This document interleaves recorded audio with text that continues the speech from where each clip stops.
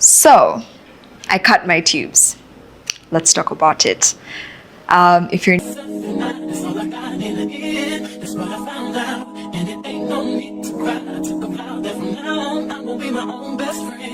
new here, my name is Mary Ashley. Welcome back to my YouTube channel. For those who have been here before, don't forget to like, comment, subscribe, and share this video with your friends. So yes, I had tubal ligation at the age of 24. I know this is quite unusual or uncommon for most people, so I thought that I should talk about it. I had shared a little bit of the story on my Snapchat, and I got a lot of requests to make an official video talking about everything to do with tubal ligation. So in another separate video, I talked about having a surgery for fibroids, and during my surgery, I actually asked the doctors to cut my tubes. So what is cutting your tubes, basically, right? That's the scientific name, or the medical name is, I guess, tubal ligation. And tubal ligation, the one that I did, is where they cut my tubes. However, there are two types. There is one where they cut your tubes completely, or where they tie them. I think, yeah, they knot them, they tie them, something of the sort. So I chose the other one as opposed to the former. Why did I do that? We're going to get into all of that. But before we get into the gist of things, have you subscribed? Have you followed? Have you liked? Okay, let's proceed. So I came to the realization that I did not want children a while ago, right? And here I was, first with this surgery that was happening, and I was scared, and they're going to go inside and tinker with me, right? And I thought to myself, if I'm already going under the knife, I'm going under the table, might as well do what I've always wanted to do, which is get my tubes tied. Because if I'm being honest, I kept telling myself, I'd given myself till 26 to do it. This year I turned 25, so that would have been next year. I gave myself till 26 to do it. However, knowing me, I'm a coward, not to actually do it, but to come back of my own accord to the hospital and say, hey, now I would actually like you to cut the tubes as well. Like, it's already traumatic enough to have people tinkering inside of you. So I decided to do it all at once, because even when like moms sometimes give birth, like if they're done having children, they will ask their tubes are snipped. So the difference between the two. So cutting your tubes is completely irreversible. You cannot take back that decision after you do it, while tying your tubes has a slim chance of reversibility. Now, it does not mean that automatically, like if you tie your tubes, that you're gonna have like them, you know, unwound and then you're gonna have like a pregnancy or whatever. The truth is, it probably might not work. However, there is some sort of chance of reversibility. Now, why my doctor had me opt for the other one is because, unfortunately, when you have your tubes tied, you are at a very high risk for something called an ectopic pregnancy.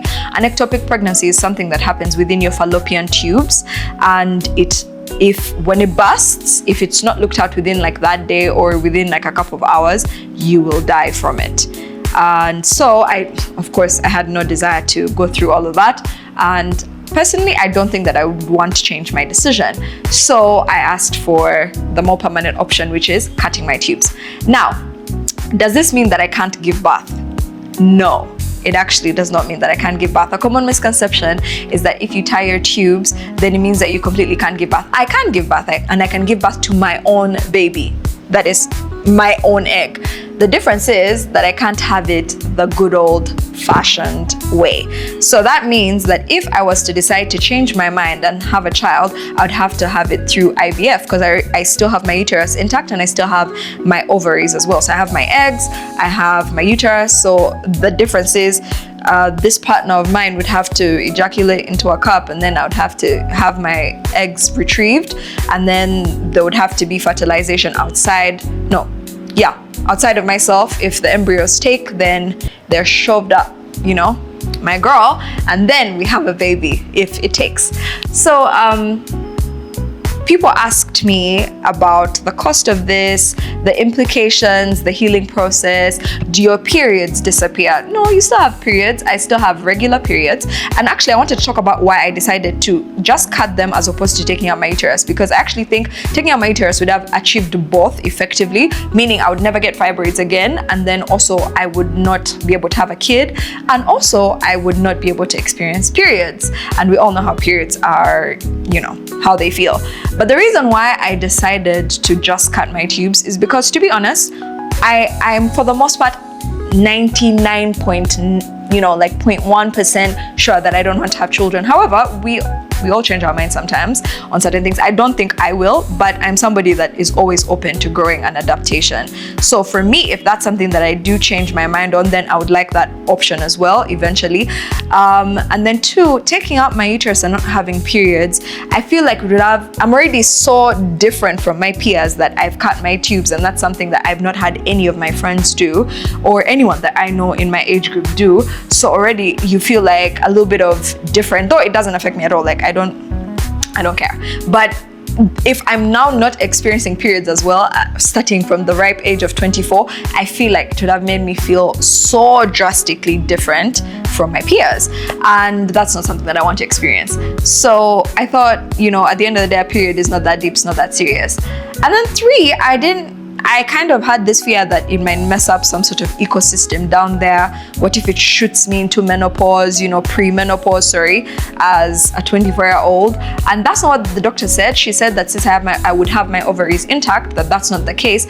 But you just never know what could happen with the female body. So I wanted to go for something that's cute, clean. There's not too much drama, you know, at the end of the day, the lining still sheds. At the end of the day, I still get to have what I'm supposed to be having. So that is why I decided to go for that option. Now, did I talk about the periods? Yes. So you still have your period. I got my period actually at the end of December, shortly after my surgery. You don't feel anything. To be honest, like, Tubal ligation is a 15-minute procedure. For me, I had it when I was under because I was already having surgery. But I was watching this girl's video. She's from Nairobi, and Mary Stopes was doing free tubal ligation, and she said they did one while they're awake. Like, all they do is numb where they're going to cut you, and then when they go inside, as they're snipping your tubes or tying them, whatever it is that you've opted for as a person, you feel that, but it's discomfort. It's not necessarily like so excruciating, but it's discomfort. So they do it to people when they're awake. I just couldn't do that though. So for me personally, that's the route that I took. But it's a 15-minute procedure. I don't even think it took them like long to do shortly after extracting the fibroids out of me. So I wouldn't say that there was a real healing process from it. Again, I felt nothing. However, the girls did talk about there's like a shoulder pain that you feel right after surgery when you've had tubal ligation on its own, right? And it's usually because they pump your stomach full of gas because they're going to numb you in that area. Now, for me, they didn't pump my stomach full of gas because, again, I was already sleeping. However, I did have like shoulder pain on the second day of my healing process. I had very, very bad shoulder pain. I think that's the only thing that made me cry. Nothing else made me cry, but that made me cry. It was very, very painful. It lasted, I think, for 2 days, and then I took like a really painful painkiller, and then that was that. But that's all that I would say maybe might be related to the tube cutting, but there's no like healing. It's inside, it's severed, it's done, for me, in my experience. How much is it? So because they're already going inside of me, they were not going to charge me full price. So for me, I just topped up, I think, 300,000. But I think what they usually charge is 500 to 600,000, depending on which doctor that you go to. But if you would like to go to mine, just hit me up in the comment section and I'll share her number so you guys can hit her up. Because I had a lot of people asking me, like, where do you do this? How much did you have to pay to factor in how much they'd have to pay for the entire process? So that's all I topped up on top of my surgery that I was already having, which is the fibroid surgery. The healing process was really quick. How did I feel after? I felt very excited. I remember when I woke up from the surgery, the first thing I asked the doctor is, did you cut my tubes? And she's like, yeah, I did. Because, you know, I've read about doctors feeling personal impositions on the clients and saying, no, like, you're too young, let me, like, just not do it, and then you'll come back later. I told my doctor, if I find out that you guys did not in fact cut these tubes, I will sue this hospital, because I am of age. I am allowed to, even if it's a mistake, it is my mistake to make, not anybody else's. I'm a full-grown adult. So I wanted to make sure that that was okay. And for them, what they did is, I don't know why there's this like very huge fear of like somebody young cutting their tubes, because like it's not the end of the world. You can still do so many things outside of to get the kid. But I remember they made me write like a handwritten letter in my handwriting so that they put it in my file to show that I asked for this and I, paid for this and I inquired, and they gave me different options and I refused. And in fact, they did. My doctor, I remember she told me I could do for you an implant, the IUD implant that has copper, because I was scared of hormones. I'm very scared of hormones, honestly. I didn't want to do any birth control that has hormones. I've just seen how much it affects different women. And for me, that was a very, very big fear of mine when you start to engage sexually. And yet you have to protect yourself, because especially if you don't want children, like, you have to put certain measures in place. So I was very, very scared of that, and it was not sustainable to not ever be on birth control if my goal was to not end up with a child. So what I decided to do was to remove all of that and just snip. Now, a copper IUD does not necessarily have hormones.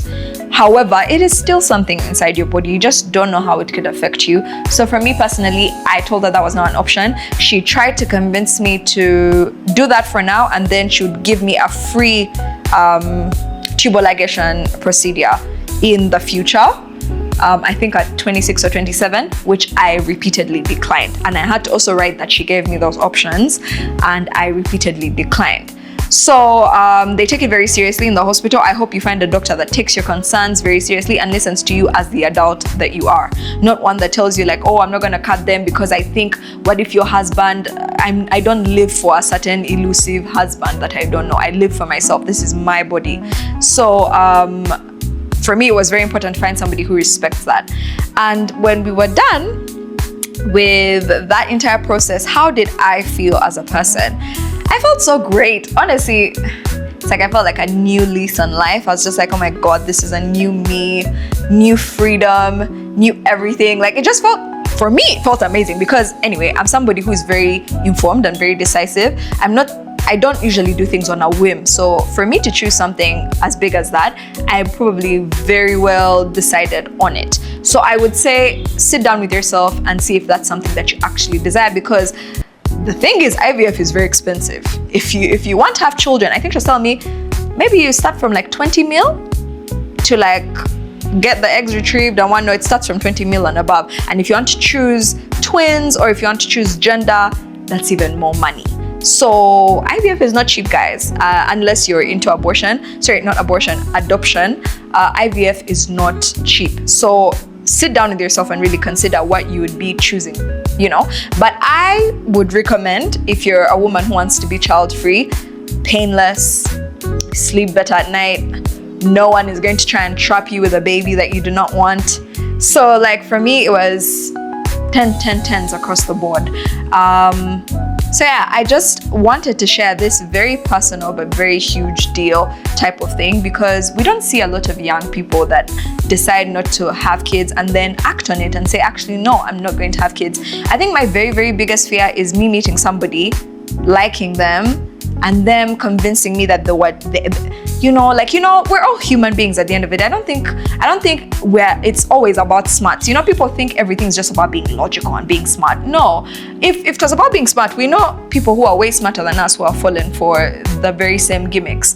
I think it's about putting measures in place that protect you from when you're at that vulnerable spot, because we all fall in love. You meet somebody, you think, oh my God, maybe, just maybe let me just have a kid with this guy. Like, he seems so magical. And then years down the line, or months down the line, or weeks down the line, you find out that this is not somebody that you want in your life. And for me personally, I don't ever want to have children, especially for the fear of doing it on my own. I don't desire like that.